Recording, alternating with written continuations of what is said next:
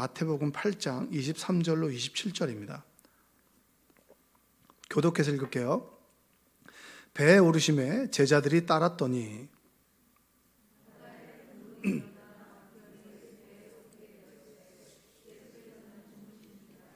그 제자들이 나와 깨우며 이르되 주여 구원하소서 우리가 죽겠나이다.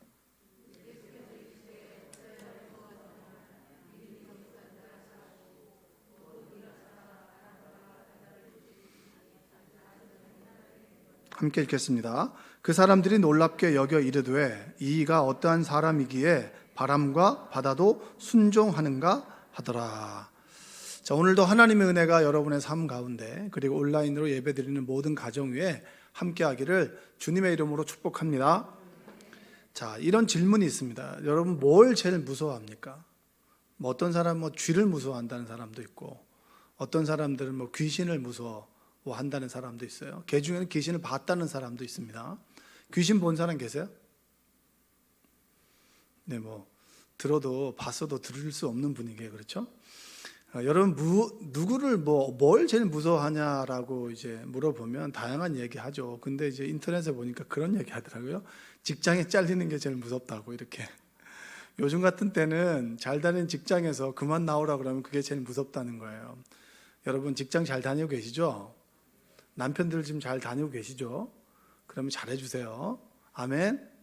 잘해주라니까 별로 아멘을 안 하시네. 네, 따뜻한 밥 해주시고 한마디로 따뜻한 그런 말 한마디 해주시면 힘을 얻어서 출근할 수 있습니다. 무서움이라는 동화책에 보면 이런 말이 있습니다.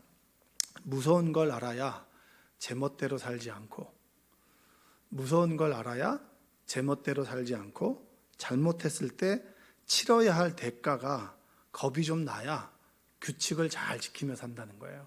그럼 동의하십니까? 무서운 걸 좀 알아야 사람이 무서운 걸 알아야 제멋대로 살지 않죠. 아나무인이 있잖아요. 아나무인 보면은 아래 위가 없는 사람들 삶이 좀 어렵고 힘들고 어려움을 겪어봐야 아래 위가 생기고, 그리고 내가 이 일을 잘못했을 때 그 대가가 정말 무섭고 두렵고 힘든 시간을 보낸 사람은 어떤 결정을 할 때 신중하다는 거예요. 여러분 이 얘기는 뭐냐면 무서움이라고 하는 거, 두려움이라고 하는 거, 그거 없이 살아가는 사람들은 없습니다. 갑자기 그냥 다 좋은데 갑자기 두려움이 엄습해 올 때가 있고, 그리고 정말 두려운 상황에 처해 있는데도 오히려 평온한 사람들도 있어요. 그러니까 누구든지 간에 여러분이나 저나 평생 하나님께서 부르시기 전까지 두려움이라고 하는 거 두려움을 가지고 살아가는 거예요. 자녀들을 바라볼 때 얘네들이 세상을 잘 살아갈 수 있을까? 그리고 나보다 더 세상을 더 잘 살아갈 수 있을까? 이런 갑자기 생각이 들면은 갑자기 삶이 두려워지기도 하고, 그리고 내가 언제까지 이 직장에서 일을 할 수 있을까라는 생각을 하게 되면 갑자기 또 근심과 염려가 생겨나죠. 옆에 계신 분에게 이렇게 얘기하세요. 두려워하지 마세요. 네, 두려워하지 마세요. 자, 소위 이제 무서움 앞에서 내가 어떤 사람이라고 하는 걸 좀 알아야 좀 겸손해지기도 하고, 그리고 세상을 잘 살아갈 수 있게 되는 거죠. 무서움과 두려움이라고 하는 것은 믿음하고 연결이 되어 있습니다. 뭐하고 연결이 되어 있다고요? 믿음하고 연결이 되어 있어요. 그런 관점에서 오늘 본문을 보면 오늘 있었던 이런 일들과 주님이 행하셨던 일들, 제자들의 행동이 나와 닮아 있고, 그리고 동시대를 살아가는 우리에게도 주는 메시지가 있는 줄로 믿습니다. 복음서에는 배를 타고 가다가 풍랑을 경험하게 되는 사건이 2번 있습니다. 몇 번 있다고요? 2번인데 그 중에 한 번이에요. 그러니까 주님께서 제자들이 나를 따르라 라고 얘기하셨어요. 그리고 제자들이 주님을 따라서 배에 올라서 이제 배를 타고 건너가는데, 바다를 건너가는데, 호수를 건너가죠. 호수를 건너가는데 주님은 주무시고 제자들은 열심히 노도 젓기도 하고, 그리고 이제 배에 있는 거죠. 근데 갑자기 풍랑이 갑자기 일게 되는 거예요. 여러분 배를 타고 가다 풍랑이 일게 되는 경험 해보신 적 있으세요? 저는 없습니다. 근데 굉장히 두려울 것 같아요. 왜냐? 뛰어들 데가 없잖아요. 그리고 의지할 데가 없잖아요. 그러니까 얼마나 두렵겠습니까? 잡고 지지할 데가 없으니까 얼마나 두렵겠어요? 근데 이 마태복음에서는 이 광풍이라고 하는 얘기를 종말에 주님께서 다시 오시는 그때에 일어나는 소란이나 지진을 의미하는 단어를 씁니다. 그러니까 그게 단순히 바람이 불어서 물결이 있는 정도가 아니라 인생의 마지막 때에 정말 어찌할지 모르는 소란이 일어나고 그 다음에 갑자기 단단한 땅이 흔들려서 막 지진이 일어나는 그런 절박한 상황을 바로 광풍이라고 얘기합니다. 마가복음에서는 이 단어를 뭐라고 했냐면 이걸 광풍이라고 얘기하죠. 풍랑이 일었던 얘기를 광풍이라고. 바람이 불고 막 소스라치게 되니까 내가 어쩔 줄 몰라 하는 상황이 바로 광풍이라는 얘기예요. 그만큼 절박했다라는 거죠. 우리도 인생 가운데 이런 절박한 경험을 하게 될 때가 있죠. 배 위에뿐만 아니라 만약에 여러분들이 어떤 갑자기 병에 걸렸다 칩시다. 그럼 수술을 해야 돼요. 그럼 그 상황 자체가 이 상황하고 동일할 수도 있고요. 그리고 정말 내가 뭔가 돈이 있어야지 이 일을 하게 되는데 이게 없어서 못하게 되는 주저하는 상황들이 어떻게 보면 제자들이 경험했던 상황과 똑같은 거죠. 모리와 함께한 화요일이라는 책 저는 굉장히 감명 깊게 읽었어요. 최근에도 한 번 더 읽었거든요. 그 중에 내용 중에 하나 이런 상황이, 모리 이 박사가 이 파킨슨병에 걸려 점점 죽어가는 거죠. 점점 마비돼 가는 거예요. 근데 이 사람이 제자와 함께 매주 화요일마다 대화를 나누는데 이 모리라고 하는 뜻이 죽음이라는 뜻을 가지고 있어요. 이 모리 박사가 뭐가 제일 두렵냐라는 질문 앞에서 여러 가지가 있는데 그 중에 이런 얘기를 합니다. 숨을 들이쉬다가, 숨을 한번 들이쉬어 보세요. 들이쉬다가 갑자기 턱 막힐 때, 그 경험해 본 적 있으세요? 없잖아요, 우리는 아직까지. 숨을 들이쉬는 것이 당연한 거였는데 숨을 들이쉬다가 갑자기 숨이 탁 막힌 거, 이때 너무 두렵다는 거예요. 그리고 또 두려운 상황은 뭐냐면 이 들이마셨던 숨이 어디로 나올지 모를 때, 이것이 두렵다는 거죠.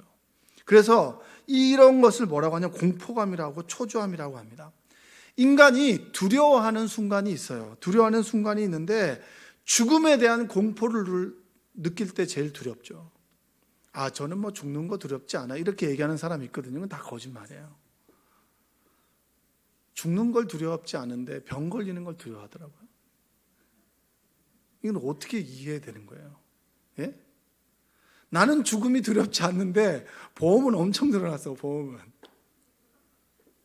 그럼 뭐 보험, 암보험부터 시작해서 4-5개를 다 들어가지고 보험료 몇백씩 내는 사람도 있을 거 아니에요. 난 죽음이 두렵지 않아.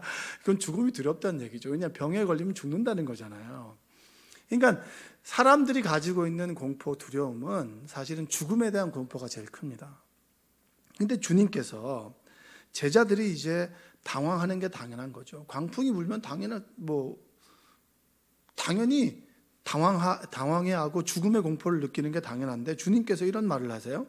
24절 한번 읽어보세요. 24절. 바다에 큰 놀이 일어나 배가 물결에 덮이게 되었으되 예수께서는 주무시는지라. 먼저 말씀하시기 전에 당황하는 제자들이 있고 주무시는 예수님이 있는 거예요. 제자들 입장에서 열받아요, 안 받아요? 그걸 떠나서 생각해 보세요. 나를 따라오너라라고 했고 주님을 따라서 배를 탔는데 광풍이 일어나서 죽을 위협에 처하게 됐고 제자들은 죽음의 공포에 떨고 있어요. 그런데 주님은 주무시고 계세요. 그러면 그 제자들의 입장에서는 내가 당신을 따랐는데 왜 나는 이런 상황을 처하게 되냐고, 근데 왜 당신은 잠을 자고 있냐고, 정말 수많은 생각이 들지 않겠습니까? 어떤 믿지 않는 분이 아는 지인에게 그런 질문을 했어요. 믿는 사람도 암에 걸리냐고. 여러분 어떻게 대답하시겠어요? 믿지 않는 사람들은 하나님을 믿기 때문에 당신네들은 병도 안 걸리고 늘 행복하고 선행을 행하고 늘 좋게 살아가는 사람들이 당신인 줄 알았는데 왜 당신들도 암에 걸리냐는 거예요. 그럼 뭐라고 대답하시겠어요? 너나 나나 다 세상 살아가면서 병에도 걸릴 수 있고 그리고 죽음의 위협에도 처할 수 있게 되고 동일하다. 그럼 그 사람 입장에서는 왜 예수님을 믿냐고 이렇게 얘기할 거 아닙니까? 그 상황 속에서 구원할 수 있는 주님이 나와 함께 계신 것과 계시지 않는 것, 이게 너무 다른 거예요. 집에 들어가면 부모님이 늘 나를 사랑해주고 내 필요를 채워주는 부모님이 있는 것과 늘 불 꺼진 집에 홀로 들어가는 고아와 같은 사람과 삶이 같습니까? 다릅니까? 다르죠. 그분께서 우리를 구원하시고 심판하시는 주님으로 우리에게 찾아온다라고 하는 겁니다. 주님을 믿어도 우리의 삶 가운데 어려움에 처할 수 있고요. 오히려 어떻게 보면 주님을 믿지 않는 사람들이 더 잘 사는 것처럼 우리의 삶에 불행이 찾아올 수도 있습니다. 저는 예수님을 믿고 난 다음에 고백하는 것은 뭐냐면, 예전에는 그런 고백을 했어요. 왜 나에게만 이런 일이 일어납니까? 여러분 다 한 번씩 해보셨죠? 근데 요즘에는 어떻게 고백하는 줄 아세요? 내가 이런 일에 처하게 된 것이 하나님께서 만드신 천국을 향하는 순례 여정 가운데 우리는 신락원한 우리들은 모든 사람들이 경험하게 되는 일들 속에서 내가 잠을 깨워서 구할 수 있는 주님이 계시고 하나님이 계시다. 할렐루야. 그것이 감사하다. 여러분, 저 이런 고백을 드리시기 바랍니다. 병에 걸렸어요. 예수님을 믿지 않는 게 좋아요? 믿는 게 좋아요? 비빌 언덕이 있는 게 좋아요? 비빌 언덕이 없는 게 좋아요? 내가 힘들고 어려울 때, 수술실에 홀로 들어갈 때 내가 주님께 기도할 수 있다라고 하는 것 자체가 얼마나 큰 복인 줄 아십니까? 얼마나 큰 위로가 되는 줄 아세요? 설교하기 전에 딱 저기 앉아있을 때 단에 올라가는데 설교 내용이 하나도 생각이 안 나요. 그때 얼마나 주님께 부르짖는 것이 위로가 되는 줄 아세요? 주님께서 세우셨으니 주님께서 이 사태를 해결해 주십시오. 읽어도 외워지지 않고 이해를 해도 깨달아지지 않으니 어떻게 합니까? 기도할 수밖에 없죠. 그 주님이 계시다라고 하는 것이 얼마나 감사한 겁니까? 제자들이 배 위에서 당황했을 때 주님을 깨웠어요. 주님께서 뭐라고 하셨습니까? 그 제자들이 25절 한번 읽어볼까요? 그 제자들이 나와 깨우며 이르되 주여 구원하소서, 우리가 죽겠나이다. 그들은 주님을 깨웠는데, 여러분 우리 입장에서 보면 깨울 수 있는 주님이 있다라고 하는 것이 감사한 거예요. 주님을 믿는다고 하면서도 기도하지 않는 사람들 많아요. 힘들고 어려울 때 어떻게 기도해야 되는지도 모르는 사람들 많아요. 어떻게 구해야 되는지도 모르는 사람들 많아요. 자존심이 있어가지고. 또 그렇게 구하지 않는 사람들도 많아요. 그때 주님께서 우리에게 묻는 거예요. 어찌하여 무서워하느냐? 자, 한번 26절 읽어볼게요. 예수께서 이르시되 어찌하여 무서워하느냐? 믿음이 작은 자들아 하시고 곧 일어나사 바람과 바다를 꾸짖으시니 아주 잔잔하게 되거늘. 우리를 구원해 주십시오, 우리가 죽게 됐습니다라고 할 때 주님께서 뭐라고 어찌하여 무서워하느냐? 여러분, 이게 제가 저번에 설교할 때 그런 설교했었죠. 너희는 나를 누구라고 하느냐? 너는 나를 누구라고 하니? 그랬을 때 베드로가 위대한 고백을 하잖아요. 주는 그리스도시요 살아계신 하나님의 아들입니다. 이걸 우리의 고백으로 하면 뭐라 그랬죠? 제가 그런 얘기 하셨어요.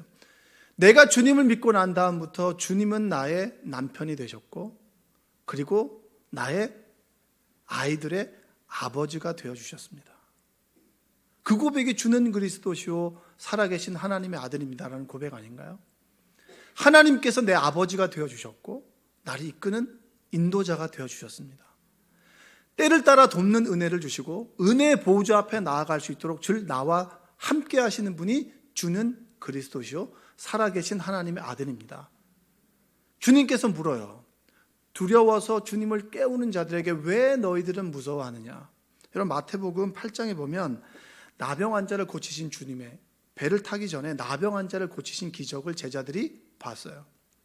그리고 백부장의 하인을 고치는 기적을 제자들은 보았습니다.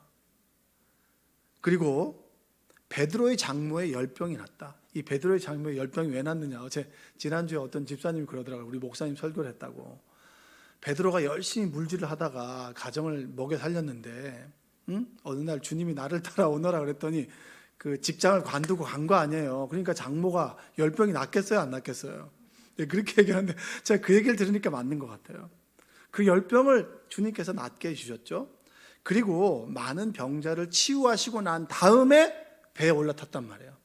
그러니까 직전까지 주님께서 죽을 사람을 살리시고 기적을 베푸는 걸 봤단 말이에요. 근데 그것을 가지고도, 그 기적을 보고도 죽음의 위협 가운데 당황하고 두려워하는 제자들에게 왜 무서워하느냐? 바람과 바다를 잠잠케 하는 내가 있는데 왜 두려워하느냐, 이 얘기를 주님께서 질문하는 거예요. 여러분 왜 두려워하십니까? 왜 여러분 무서워하시죠? 주님께서 우리에게 묻는 거예요. 왜 무서워하니? 마태복음에서는 믿음이 작은 자들아라고 하는 그런 주님의 말씀이 많아요. 마태복음 6장 30절 한번 읽어볼까요? 오늘 있다가 내일 아궁이에 던져지는 들풀도 하나님이 이렇게 입히시거든 하물며 너희 일까 보냐? 믿음이 작은 자들아. 여러분 생활에 염려하십니까? 안 하십니까? 근심과 염려하세요? 안 하세요? 늘 여러분과 저 하지 않습니까? 그래요. 이번 달은 잘 살았는데 다음 달은 잘 살 수 있을까? 뒤집어 놓고 보면 이번 달을 살게 하신 하나님이라면 다음 달도 잘 살게 하실 텐데 모르는 게 아니에요. 근데 우리가 어느 순간에 근심과 염려가 습관이 됐어요. 근심과 염려하는 자들에게 주님께서는 뭐라고 하십니까? 믿음이 작은 자들아라고 얘기하는 거예요. 왜 너희들 근심하니?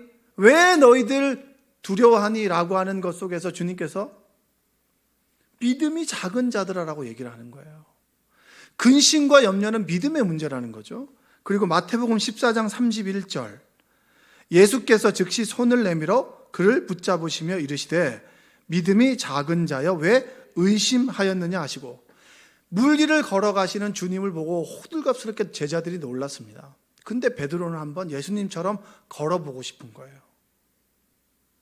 그리고 주님의 손을 잡고 걷다가 갑자기 일렁이는 바다를 보니까 빠져버린 거예요. 그때 주님께서 뭐라고 하세요? 왜 의심하느냐? 여러분, 믿음이 작은 자여 왜 의심하느냐? 그러니까 두려움과 무서움과 염려와 근심과 그리고 의심은 뭐예요? 믿음의 문제라는 거예요. 할렐루야. 상황의 문제가 아니라 믿음의 문제라는 겁니다. 전 여러분들이 믿음을 가지고 살아가는 여러분들 되시기 바랍니다. 주님께서 우리에게 요구하는 믿음이 어떤 건 줄 아세요? 마태복음 17장 20절 한번 읽어보겠습니다. 이르시되 너희 믿음이 작은 까닭이니라 진실로 너희에게 이르노니 만일 너희에게 믿음이 겨자씨 한 알만큼만 있어도 이 산을 명하여 여기로 저기로 옮겨지라 하면 옮겨질 것이요 또 너희가 못할 것이 없으리라. 그렇잖아요. 우리에게 요구하는 게 큰 믿음이 아니에요. 오병의 기적 가운데 여러분, 기적의 도구가 됐던 그 음식은 어떤 거였어요? 오병이어죠. 도시락 하나란 말이에요. 우리에게 요구하는 드림도 작은 도시락이고요, 우리에게 요구하는 믿음도 겨자씨만한 믿음이라는 거예요.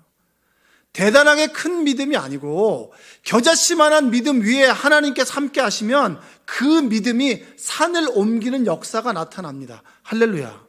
우리에게 원하는 두려움과 염려와 무서움과 의심과 그리고 생활에 대한 염려는 겨자씨만한 믿음 가지고 있으면 해결할 수 있다라고 하는 것을 예수님께서 우리에게 이야기해 주고 있습니다. 겨자씨만한 믿음이 뭡니까? 어떻게 하면 생길 수 있죠? 여러분 믿음 가지고 싶잖아요. 전 늘 기도하는 것 중에 큰 사람, 큰 능력, 큰 믿음이에요. 저에게 큰 믿음의 사람이 되게 해주십시오. 저도 믿음 가지고 선포하며 살아가기를 원합니다. 여러분 큰 믿음 가지고 싶잖아요. 그 믿음이 뭔가요? 여러분 한번 아담과 하와 이야기를 아시죠? 아담과 하와가 선악과를 먹지 말라 그랬는데 먹었잖아요. 여러분 우리는 하지 말라 그러는 걸 더 해요, 안 해요? 하죠. 그러니까 여러분이나 저나 DNA가 똑같은 거예요. 도찐 개찐이에요. 그러니까 하지 말라는 건 그렇게. 그리고 또 어떻게 보면 하라 그러면 또 그건 또 안 해. 흥미가 없어. 그렇죠? 어떤 분이 담배를 못 피는 학교를 다니다가 담배를 피는 학교로 이제 대학원을 갔는데, 그 학교에 가니까 담배를 정원에서 필 수 있는 거예요. 신학대학을 다녔던 사람이 이제 그쪽에 뜻이 없어가지고 대학원을 딴 데를 갔더니 그 학교에는 담배를 정원에서 필 수 있잖아요. 그러니까 그때부터는 담배를 못 피겠더래. 왜냐하면 피지 말라는 데서 피면 이 죄의 맛이란 짜릿함이 있는데 피라고 하는 곳에서 피게 되니까 뭐 생각이 나요? 건강 생각이 나는 거야. 아, 이거 피면 내가 이거 빨리 죽는데, 이런 생각이 나서 끊었다라는 얘기를 들은 적이. 그 맞는 말이에요. 아담과 하와가 죄를 원죄를 짓고 난 다음에 갑자기 하나님께서 나를 찾으면 어떡할까라고 하는 두려움이 생겼어요. 그래서 나무 뒤에 숨었죠. 그때 하나님께서 아담과 하와 아예카 내가 어디 있느냐. 그 말을 딱 듣게 됐을 때 아담과 하와는 어떤 걸 느꼈을까요? 내 존재가 밝아 벗겨진 느낌이 드는 거예요.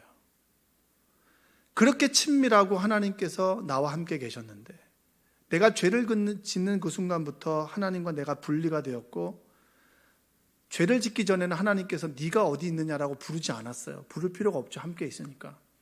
죄를 짓는 그 순간부터 내가 어디 있느냐라는 부름 앞에서 나의 밝아진 모습이, 내 모습이 너무나 추하고 더럽고 그리고 부끄럽다는 생각 앞에서 숨어버리는 일들이 일어나게 되죠. 여러분, 우리가 배 위에서 광풍이 불었을 때 제자들의 허둥대는 모습을 통해서 우리는 뭘 깨닫나요? 믿음이 없구나. 우리는 광풍, 대단한 것처럼 보이지만 광풍 앞에서 할 수 있는 것이 아무것도 없어. 당황해하고 두려워하고 허둥지둥하는 것밖에 할 수가 없어.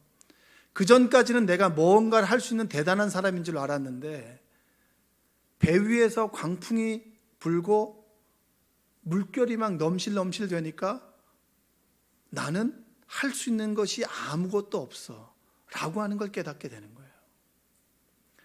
아무것도 할 수 없다라고 하는 것을 느끼는 그 순간에 그것을 할 수 있는 주님이 보이기 시작한 거죠. 그게 믿음의 시작이에요.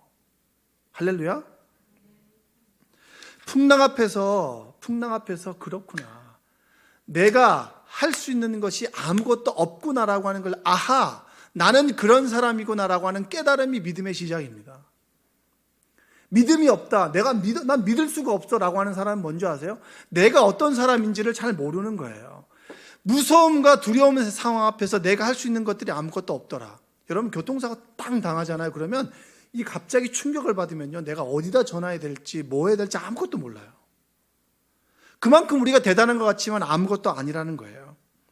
그래서 믿음은 깨달음이에요. 내가 어떤 사람인지를 깨달을 때 당연한 것과 당연하지 않은 것에 구분이 일어나게 되는 겁니다. 자, 당황하게 되니까 주님이 주무시는 게 당연한 거예요, 당연하지 않은 거예요? 잠이 많아서, 주님이 잠이 많아서 그렇게 죽음의 위협 가운데 주무시는 건가요? 죽음의 위협이 주님을 해하지 못할 정도로 주님은 하나님과 함께 계시고 그 바다를 잠잠케 하시는 능력이 있는 분이다. 근데 나는 그 능력이 없어. 이것이 정확하게 구분되는 사건이 뭐예요? 무서움 앞에서 내가 어떤 사람이냐. 여러분, 자식 키우기 힘들죠? 자식 키우기 힘들어요. 근데 여러분들 그래도 여러분의 부모님들의 기도로 그리고 헌신과 사랑으로 잘 컸잖아요. 근데 그렇게 키우고 싶은데 잘 안 되죠. 자식 앞에서는 부모의 견적이 나오잖아요. 답 안 나온다, 답 안 나와. 진짜 얘가 나보다 나은데, 우리 자녀를 보면 어렸을 때 나보다 나은데 왜 그렇게 내가 잔소리를 하며 그렇게 뭐라고 하는지 모르겠어요. 안 돼요. 내 말로 안 되잖아요. 깨달아야지. 우리는 믿음의 시작은 뭐냐면 내가 어떤 사람인지를 깨달을 때 비로소 믿음이라고 하는 걸 갖게 되는 거예요. 한번 따라서, 믿음은 깨달음입니다. 자, 내가 아무것도 할 수 없는 존재라고 하는 것을 배 위에서 깨닫고 두려움과 근심과 염려 가운데 깨닫게 될 때 우리는 어떤 마음이 생길까요? 무언가를 의지하고 싶다, 신뢰하고 싶다라고 하는 마음이 생기죠. 그게 누굽니까? 그 대상이 우리가 믿는 하나님인 거예요. 사람들은 그 하나님을 모르기 때문에 돈이 우상이 되고 다른 우상을 섬기고 무당에게 찾아가게 되고 그런 일들이 벌어지게 되죠. 그랬을 때 우리는 뭐죠? 주무시는 주님을 깨우잖아요, 제자들처럼. 그분은 누구십니까? 그분은 바람과 광풍도 어찌할 수 없는 분이죠. 그분을 우리가 신뢰하게 되는 거예요. 그때 그 신뢰는 뭔지 아세요? 예측 가능성이에요. 예전에 제가 이 장지동에서 전도사를 했었습니다. 99년도에. 그때 이제 그레이스가 있었거든요. 그래서 제가 그레이스를 몰고 목사님 제가 그레이스를 좀 몰아보겠습니다 라고 해가지고 목사님께 키를 받아가지고 딱 열고 딱 가자마자 바로 전봇대하고 키스를 했어요. 이게 그레이스가 크잖아요. 승합차가. 전봇대가 있으면 이 정도 지나가지고 이렇게 돌아야 되는데 저는 들어서자마자 돌렸더니 이게 문짝을 갖다 해먹은 거죠. 그때 그 목사님의 표정을 잊을 수가 없어요. 뭐라고 해야겠는데 저는 벌벌 떨고 있으니까 괜찮다고. 그 다음부터 제가 목사님을 바라볼 때는 어떤 마음이 드는지 아세요? 아, 내가 좀 어리숙하고 실수해도 목사님은 나를 받아주시는 분이구나. 예측 가능하잖아요. 여러분 왜 하나님께 기도합니까? 주님께 기도합니까? 예측 가능하기 때문이에요. 구하면 주시고, 두드리면 뭐하죠? 열리고, 찾으면 찾게 해주시는 분이 누구시죠? 우리가 믿는 하나님이에요. 우리가 하나님을 믿는다고 할 때 나는 정말 이 상황 속에서 할 수 있는 것이 없습니다. 그러나 이 문제를 해결해 줄 수 있는 분이 누구세요? 주님이세요. 근데 그 주님께 구하면 그 주님은 어김없이 해결해 주세요. 그게 바로 믿음의 대상이고 믿음의 신뢰의 의미입니다. 내가 구하면 주시잖아요. 여러분 그 경험하시죠? 여러분 왜 기도하십니까?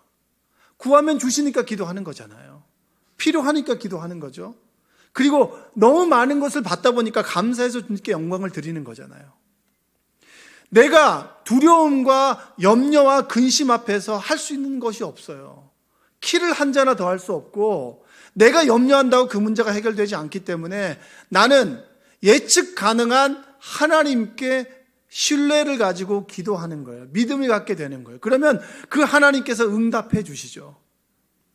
그 응답을 받은 우리가 어떻게 합니까? 주님처럼 그 주님 말씀에 따라서 행하게 되는 거. 그게 우리의 믿음 아닌가요? 믿음이 그냥 나는 믿습니다 이게 믿음이 아니고 나라는 인간은 정말 능력이 없고 할 수 있는 것이 없구나. 할 수 있는 것과 없는 것이 구분되죠.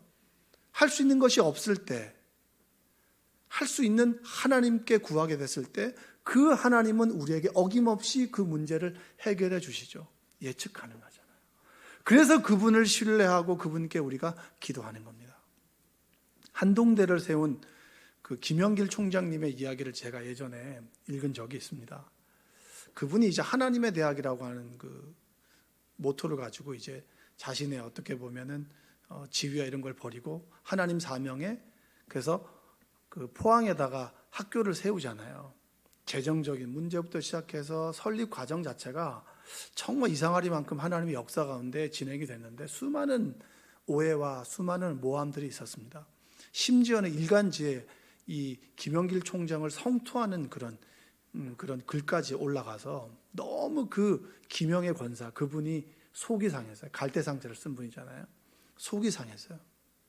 그날도 어김없이 정말 말도 안 되는 그런 인격 모독부터 시작해서 그런 말들이 돌고 돌아고 신문에 났을 때 이 권사님이 남편 걱정을 너무 한 거예요. 이제는 안 되겠다. 이 남편이 쓰러지는지 뭔가 하겠다. 근데 남편이 딱 들어오면 저녁을 먹고 난 다음에 그냥 피곤하다고 코를 골며 자는 거예요. 이게 너무 이해가 안 되죠. 아침에 일어나서 그 권사님이 남편에게 물었습니다. 당신은 억울하지도 않냐? 우라통이 터지지도 않냐?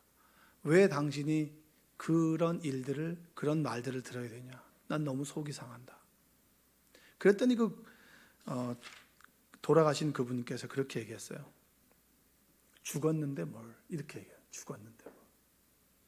갈라디아서 2장 20절 한번 읽어볼까요? 갈라디아서 2장 20절 내가 그리스도와 함께 십자가에 못 박혔나니 그런즉 이제는 내가 사는 것이 아니요 오직 내 안에 그리스도께서 사시는 것이라. 이제 내가 육체 가운데 사는 것은 나를 사랑하사 나를 위하여 자기 자신을 버리신 하나님의 아들을 믿는 믿음 안에서 사는 것이라. 내가 그리스도와 함께 죽었다는 거예요. 죽었는데 뭘. 제가 이 짧은 글귀를 읽으면서 제 모토가 됐어요. 죽었는데 뭘. 여러분 살아가다 보면 자존심 상할 때도 많고 얼마나 비참할 때가 많이 있습니까? 그러면 나는 죽었는데 뭘. 내 자존심도 죽었고 내 계획도 십자가에 못 박혀 죽었어. 그럼 내 안에 사시는 분은 주님이야. 그러면서 이 총장님의 아내에게 더 덧붙여서 이런 말을 해요. 하나님께서 내 이름을 쓰시도록 내가 올려드렸는데 그분이 높여주실 때만 나를 드리고 나를 낮추실 때는 내 이름을 드리지 않소? 이렇게 얘기를 하는 거예요. 얼마나 멋있는 말입니까? 여러분, 우리 주변에는 정말 이렇게 믿음대로 살아가는 사람들이 있어요.